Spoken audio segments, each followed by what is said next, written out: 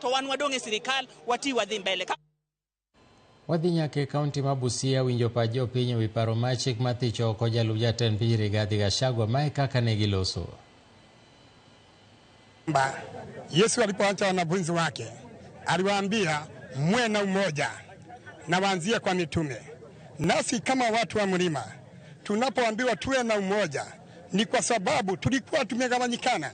Kwa hivyo Gachagua anaposema ya kwamba Wakikuyu ama Mount Kenya tuwe na umoja, lazima tuwe na umoja, maana huwezi omba umoja kwa dunia mzima kama hujaanzia kwako nyumbani.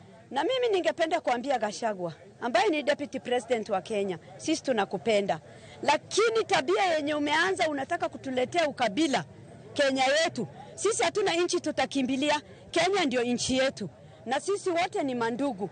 Lakini ukianza kusema mlima na watu ya Rift Valley sasa watasema nini? Waanze waseme Great Rift Valley. Watu ya Nyanza waseme watu wa Lake ama na watu ya Western watasema nini? Muache. Wabunge wa BUSIA kaunti tuko na bunge 7 na tuko na report ngapi watu 8. Wanatuambia kwamba wanataka kuimpeach Gachagua na hapo wagendo wakuja kutuambia kwamba tunaimpeach sababu gani? Watupesa sababu ya kuimpeach Gachagua. Hawafanyi maendeleo kazi yao kwenda kwa bunge kutuambia wanataka kuimpeach Gachagua. Kama tunachagua kuimpeach Gachagua, waendelee kuimpeach Gachagua huko kwa bunge huko. Hapo asirudi basi. We are in a political instability of this style because of a wrong choice of a president. If you look at all the charges that have been drummed against Gachagua, if you look at them, they carry a lot of weight.